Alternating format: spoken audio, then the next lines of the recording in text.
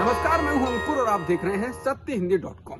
अब एक नजर डाल लेते हैं अब तक की खबरों पर। यूपी में हाल ही में बड़े बड़े निवेश के दावे किए गए थे। ये भी दावा किया गया था कि अकेले एक एमओयू से 35,000 करोड़ का निवेश आएगा। यूपी के वित्त मंत्री सुरेश खन्ना और पूर्व मंत्री सिद्धार्थनाथ सिंह ने तो इस करार से 6 लाख लोगों को नौकरियां मिलने का दावा कर दिया था, लेकिन सारा मामला अब फर्जी निकल रहा है। मीडिया में खबर आने के बाद अब यूपी सरकार सफाई में जुट गई है। दरअसल वित्त मंत्री सुरेश खन्ना और पूर्व मंत्री और सीनियर बीजेपी नेता सिद्धार्थनाथ सिंह अमेरिका की यात्रा पर पहुंचे थे। रविवार 18 दिसंबर को यूपी सरकार ने एक प्रेस रिलीज के जरिए दावा किया कि अमेरिका की प्रसिद्ध ऑस्टिन यूनिवर्सिटी से नॉलेज पार्क नोएडा में कैंपस बनाने के लिए 42 बिलियन अमेरिकी डॉलर लगभग 32,000 करोड़ रुपए का एमओयू साइन किया गया है। इससे यूपी में अकेले इसी एमओयू से 35,000 करोड़ का विदेशी निवेश आएगा। हालांकि बुधवार को इस एमओयू की धज्जियां उड़ गईं। दरअसल इंडियन एक्सप्रेस के मुताबिक California department of consumer affairs के एक आदेश के अनुसार सैन फ्रांसिस्को में ऑस्टिन यूनिवर्सिटी को 2011 में एक गैर मान्यता प्राप्त निजी माध्यमिक शिक्षा संस्थान के रूप में संचालित करने की मंजूरी 8 दिसंबर 2022 को रद्द कर दी गई, यानी कि इस एमओयू के 10 दिन पहले। इसके अलावा इस यूनिवर्सिटी पर $9,965 का जुर्माना लगाया गया है। यूनिवर्सिटी की वेबसाइट पर खुद इन तथ्यों को डाला गया है और बताया गया है कि कुल 25 कर्मचारी इस कथित प्राइवेट यूनिवर्सिटी में काम करते हैं। बताया गया है ये एक बिल्डिंग में चलने वाला संस्थान है, इसमें कोई स्टूडेंट पढ़ाई नहीं करता है। यूनिवर्सिटी में MBA का कोर्स कराए जाने के लिए रजिस्ट्रेशन कराया गया था। दरअसल 2016 से 2020 तक के यूनिवर्सिटी के वेबसाइट के फैक्ट शीट में गड़बड़ी पाई गई। इसमें देखा गया कि इन 4 सालों में एक भी MBA स्टूडेंट ने संस्थान में दाखिला नहीं लिया। इस पूरे मामले के सामने आने के बाद यूपी सरकार की ओर से उत्तर प्रदेश के अपर मुख्य सचिव अरविंद कुमार ने स्पष्ट किया कि एमओयू ऑस्टिन यूनिवर्सिटी के साथ नहीं बल्कि ऑस्टिन कंसल्टिंग ग्रुप के साथ हुआ था। लेकिन इंडियन एक्सप्रेस की 22 दिसंबर की रिपोर्ट में कहा गया है कि ऑस्टिन यूनिवर्सिटी और ऑस्टिन कंसल्टिंग ग्रुप के पीछे एक ही चेहरा है और उनका नाम अशरफ अल मुस्तफा है। अशरफ ने इंडियन एक्सप्रेस को बताया कि वो मिस्र के मूल निवासी हैं और अब अमेरिकी नागरिक हैं। इंडियन एक्सप्रेस के मुताबिक अशरफ ने अखबार को बताया कि उन्होंने हाल ही में ऑस्टिन कंसल्टिंग ग्रुप का गठन किया है, जिसकी परियोजनाएं भारत और मिस्र में हैं। उन्होंने बताया कि ऑस्टिन कंसल्टिंग ग्रुप लाभ कमाने के लिए है, जबकि ऑस्टिन यूनिवर्सिटी का गठन उन्होंने नॉन प्रॉफिट संस्था के रूप में किया है। यूपी सरकार के एमओयू का ऑस्टिन यूनिवर्सिटी से कोई संबंध नहीं है। मुस्तफा का दावा है कि ऑस्टिन कंसल्टिंग ग्रुप में उनकी 50% से अधिक हिस्सेदारी है। बहरहाल यूपी सरकार अब कह रही है ये सिर्फ एमओयू भर है, हम इसके लिए बाध्य नहीं है। राजस्थान हाईकोर्ट ने गुरुवार को रॉबर्ट वाड्रा की बीकानेर में उनसे जुड़ी एक कंपनी के लैंड डील से संबंधित एक केस को खारिज करने की अपील को खारिज कर दिया। हालांकि इसके साथ ही कोर्ट ने उनकी गिरफ्तारी पर रोक को 2 हफ्ते के लिए बढ़ा दिया है, जिससे वो सुप्रीम कोर्ट में अपील दायर कर सकें। समाचार एजेंसी PTI के मुताबिक वाड्रा पर बीकानेर में स्काई लाइट हॉस्पिटैलिटी LLP द्वारा एक जमीन खरीदने के मामले में जांच चल रही है। उन पर आरोप है कि जमीन एक मीडिएटर के ड्राइवर के नाम पर खरीदी गई थी, लेकिन इसके लिए वाड्रा के दिए गए चेक का इस्तेमाल किया गया था। ईडी ने इस मामले में 2018 में रॉबर्ट वाड्रा और उनकी मां मॉरिन वाड्रा के खिलाफ समन जारी किया था। दोनों कथित तौर पर स्काई लाइट हॉस्पिटैलिटी LLP में पार्टनर हैं, लेकिन दोनों में से कोई भी पेश नहीं हुआ। इसी मामले में उन्होंने दंडात्मक कार्रवाई से बचने और गिरफ्तारी पर रोक लगाने को लेकर हाईकोर्ट का रुख किया था। चीन में फैले कोरोना संक्रमण के कारण भारत में चिंताएं बढ़ गई हैं। इस बीच दिल्ली के मुख्यमंत्री अरविंद केजरीवाल ने कहा है कि लोगों को घबराने की जरूरत नहीं। दिल्ली में जो वेरिएंट है उसका दिल्ली में एक भी केस नहीं मिला है। केजरीवाल ने वीडियो संदेश के जरिए कहा कि चीन में वेरिएंट है वो है BF.7, लेकिन इसका दिल्ली में एक भी केस नहीं मिला है। अभी घबराने की जरूरत नहीं है, हम टेस्टिंग लगातार कर रहे हैं। टेस्टिंग में भी दिल्ली में कोई भी केस नहीं मिला है और दिल्ली में अलग अलग 7 जगहों से सीवेज उठाते हैं, उसमें भी वेरिएंट नहीं मिला है। हालांकि इसके साथ ही उन्होंने लोगों से अपील की है कि वो कोरोना वैक्सीन की प्रिकॉशन डोज लें। केंद्रीय स्वास्थ्य मंत्री मनसुख मंडाविया ने संसद में कहा कि सरकार कोरोना को लेकर बने वैश्विक हालात पर नजर रख रही है और उसी के हिसाब से आगे कदम उठा रही है। स्वास्थ्य मंत्री ने कहा कि भारत पहले से ही टेस्ट, ट्रेस, ट्रीट, टीकाकरण और कोरोना को लेकर जरूरी प्रोटोकॉल का पालन के साथ कोरोना महामारी का प्रबंधन कर रहा है और इसे आगे भी बरकरार रखा जाएगा। मंडाविया ने कहा कि राज्यों को स्थानीय स्तर पर सामुदायिक निगरानी बढ़ाने सहित कई अन्य सलाह दी जा रही हैं। उन्होंने कहा कि इस वैश्विक महामारी के नियंत्रण के लिए सरकार सभी जरूरी कदम उठा रही है। वहीं प्रधानमंत्री मोदी ने भी आज देश में कोरोना की स्थिति पर समीक्षा बैठक की। इस वर्चुअल मीटिंग में केंद्रीय स्वास्थ्य मंत्री मनसुख मांडविया, गृह मंत्री अमित शाह, नागरिक उड्डयन मंत्री ज्योतिरादित्य सिंधिया और अन्य आला अधिकारियों ने हिस्सा लिया। कांग्रेस के पूर्व अध्यक्ष राहुल गांधी ने कहा कि भारत जोड़ो यात्रा कश्मीर तक जाएगी। राहुल ने कहा कि सरकार ने नया आइडिया निकाला है और मुझे चिट्ठी लिखी है कि कोरोना आ रहा है, यात्रा बंद करो। उन्होंने कहा कि अब यात्रा को रोकने के लिए बहाने बनाए जा रहे हैं। बता दें, केंद्रीय स्वास्थ्य मंत्री मनसुख मांडविया ने बुधवार को राहुल गांधी को चिट्ठी लिखी थी और इसमें भारत जोड़ो यात्रा को देश हित में स्थगित करने की अपील की थी। राहुल गांधी ने कहा कि अब इस तरह के बहाने बनाए जा रहे हैं कि मास्क पहनो, यात्रा बंद करो। उन्होंने कहा ये सब बहाने हैं। राहुल ने कहा कि हिंदुस्तान की शक्ति, हिंदुस्तान की सच्चाई से सरकार डर गई है।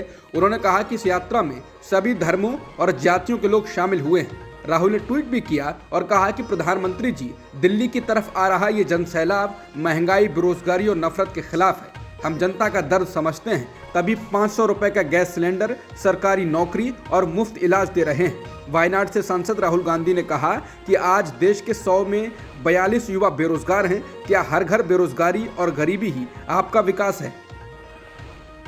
भारत जोड़ो यात्रा को रोकने के लिए कोरोना का हवाला दिया जा रहा है। इस बीच कांग्रेस नेता पवन खेड़ा ने प्रेस कॉन्फ्रेंस कर कहा कि पीएम मोदी की रैली में लोग जाएंगे, कांकरिया कार्निवाल में लोग जाएंगे, फ्लावर शो में लोग जाएंगे, प्रवासी भारतीय दिवस में लोग जाएंगे, G20 में लोग जाएंगे, प्रमुख स्वामी की शताब्दी में लोग जा रहे हैं, लेकिन सिर्फ भारत जोड़ो यात्रा ही पीएम की आंखों में खटक रही है।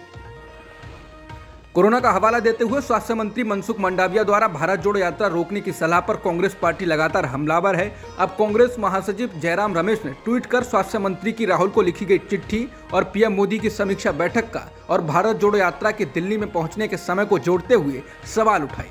कांग्रेस नेता जयराम रमेश ने ट्वीट कर कहा, चीन में कोरोना के मामले बढ़ाने वाले ओमिक्रॉन सब वेरिएंट BF7 के 4 मामले गुजरात और ओडिशा में मिले। ये मामले जुलाई, सितंबर और नवंबर में पाए गए।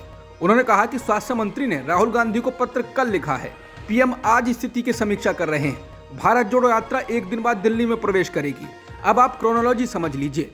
बता दें, स्वास्थ्य मंत्री मनसुख मांडविया ने कांग्रेस नेता राहुल गांधी और राजस्थान के मुख्यमंत्री अशोक गहलोत को चिट्ठी लिखी थी। इस चिट्ठी में भारत जोड़ो यात्रा में कोविड नियमों का पालन करने और नहीं तो यात्रा को रोकने की सलाह दी।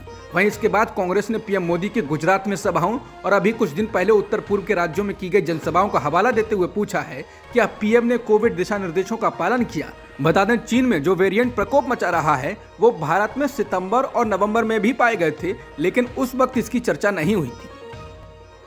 चीन में एक बार फिर पांव फैला रही कोरोना महामारी को लेकर भारत में भी चिंताएं बढ़ने लगी हैं। इसे देखते हुए बीजेपी ने राजस्थान में चल रही अपनी जन आक्रोश यात्रा को रद्द कर दिया है।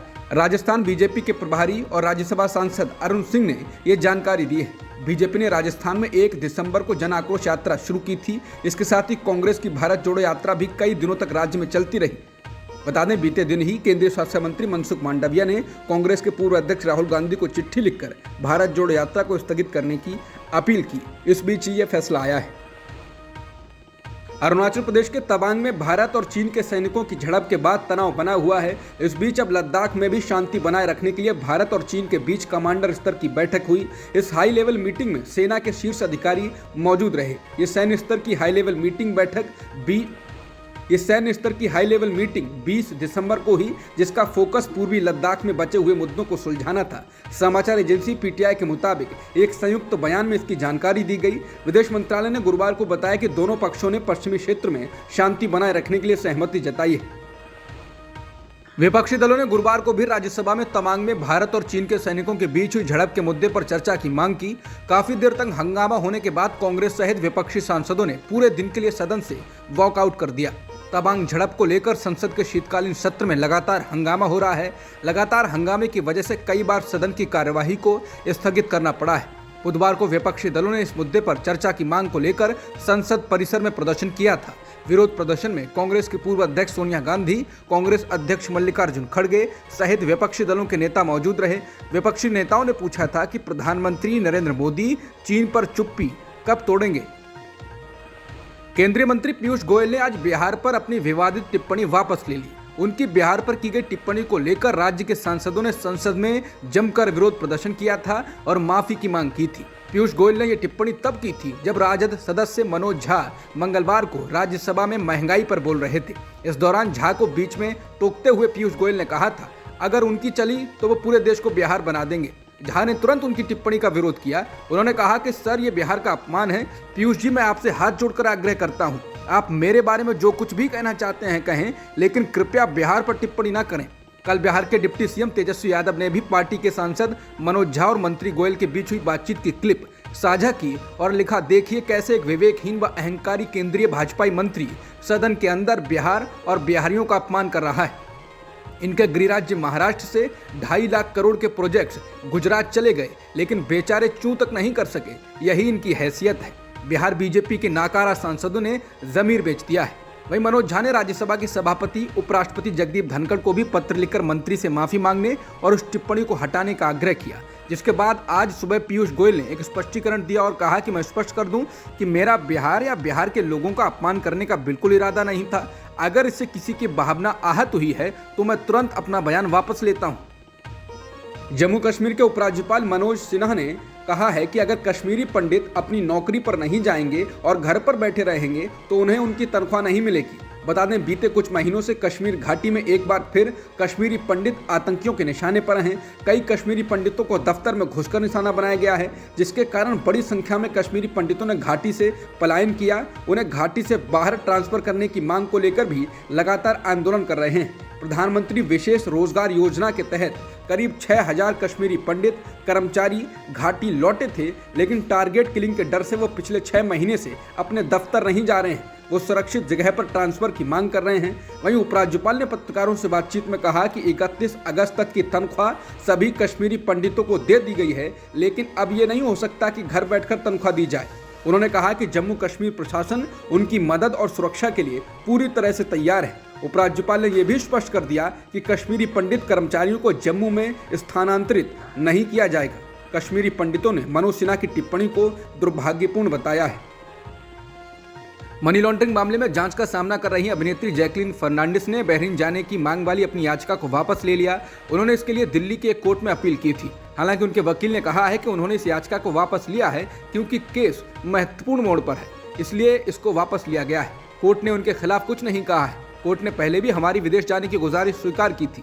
बता दें, अभिनेत्री जैकलीन फर्नांडिस के खिलाफ मनी लॉन्ड्रिंग केस में ईडी की जांच चल रही है। अभिनेत्री पर सुकेश चंद्रशेखर से महंगे गिफ्ट लेने और मनी लॉन्ड्रिंग करने के आरोप लगे हैं।